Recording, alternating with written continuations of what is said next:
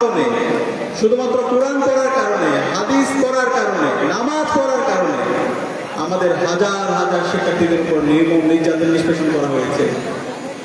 আজকে জুলাই বিপ্লবের মাধ্যমে এদেশের মুসলমানরা আজাদি পেয়েছে। আজকে আমরা স্বাধীনভাবে কথা বলতে পারছি।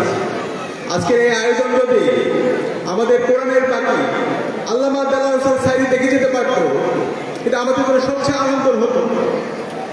সেই 13 সালে 14 সালে আমার মনে পড়ে আমরা সবাই রাস্তায় নেমেছিলাম আমাদের কোরআনের পাখি আল্লামা দেলাওয়ার হোসেন সাঈদীকে আমরা মুক্ত করব। খুনি হাসিনা এবং তার দোসররা আল্লামা দেলাওয়ার হোসেন সাঈদীকে মিথ্যা অভিযোগ দিয়ে এবং শহীদ নেতৃবৃন্দকে মিথ্যা অভিযোগ দিয়ে যে বিচারিক হত্যাকাণ্ড করছিল, সেই বিচারিক হত্যাকাণ্ড আমরা বন্ধ করব।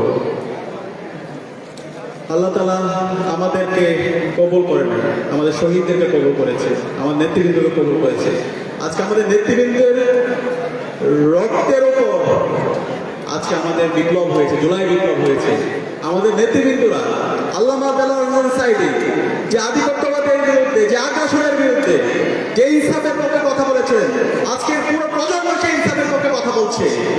আজকের পুরো প্রজন্ম সেই ইনসাফের আহ্বান সবাইকে করছে।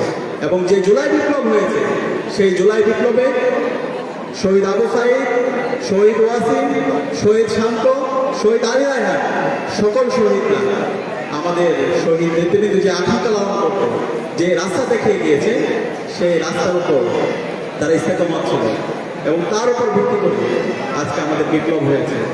সে কারণে আমি আজকে হুফাজদেরকে অনুরোধ করবো, আমাদের নেতৃবৃন্দ তো আমার আল্লাহ ডাকে সারা দিয়ে চলে গিয়েছে। আজকে একটি শূন্যতা তৈরি হয়েছে। আজকের এই শূন্যতা আপনাদেরকে পূরণ করতে হবে।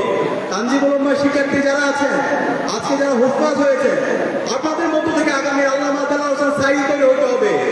আপনাদের মধ্য থেকে ইমাম হাসানুল বান্না তৈরি হতে হবে। আপনাদের মধ্য থেকে সাইয়েদ কুতুব তৈরি হতে হবে। আপনাদের মধ্য থেকে বদিউজ্জামান সাইয়েদ নরসি তৈরি হতে হবে। আপনাদের মধ্য থেকে ইবনে সিনা তৈরি হতে হবে। আপনাদের মধ্য থেকে ইমাম গাজ্জালি তৈরি হতে হবে। আপনাদের মধ্য থেকে মৌলানা সাইয়েদ আবুল আলা মওদুদী তৈরি হতে হবে। সেই ধরনের যদি আমরা ব্যক্তিত্ব হতে পারি, তাহলে আগামীর বাংলাদেশে আমরা নেতৃত্ব দেব ইনশাআল্লাহ। আমি বিশ্বাস করি তানজিমুল উম্মাহ মাদ্রাসা ফাউন্ডেশনের যারা শিক্ষার্থীরা আছে, তারাই আগামী বাংলাদেশে নেতৃত্ব দিবে ইনশাআল্লাহ। আমাদের আজকে যারা হুফাজরা আছেন, আমি আপনাদেরকে অনুরোধ করবো, আজকে আমরা কোরআন হিফজ করেছি। এখন আমাদের দায়িত্ব হচ্ছে এই কোরআনের আলোকে আমাদের সমাজকে আলোকিত করা। এই কোরআনের আলোকে যদি আলোকিত করতে চাই, তাহলে আমাদেরকে এই কোরআনের বাণী সব জায়গায় ছড়িয়ে দিতে হবে। এবং কোরআনের যে আদর্শ আছে, কোরআনের আলোকে আমাদের সমাজনীতি পরিচালনা করতে হবে, আমাদের রাষ্ট্রনীতি চালাতে হবে, আমাদের অর্থনীতি চালাতে হবে। এবং আল্লাহ রাসূল সাল্লাল্লাহু আলাইহি ওয়াসাল্লামের যে আদর্শ, সে আদর্শ সবার মাঝে ছড়িয়ে দিতে হবে। এবং বর্তমান সময়ে দেশ চালানোর জন্য এবং সারা বিশ্বে নেতৃত্ব দেওয়ার জন্য যে যোগ্যতা দরকার, সেই যোগ্যতা আমাদেরকে অর্জন করতে হবে। আল্লাহ তাআলা আমাদেরকে কোরআন হিফজ করার নিয়ামত দিয়েছেন। এখন এই হিফজ করার পরে কোরআনের আলোতে এই সমাজ সাজানোর জন্য যে যোগ্যতা সম্পন্ন ব্যক্তি হিসাবে গড়ে ওঠা দরকার, সেই যোগ্যতা সম্পন্ন ব্যক্তি হিসেবে গড়ে ওঠার জন্য আমাদের আপ্রাণ চেষ্টা চালিয়ে যেতে হবে।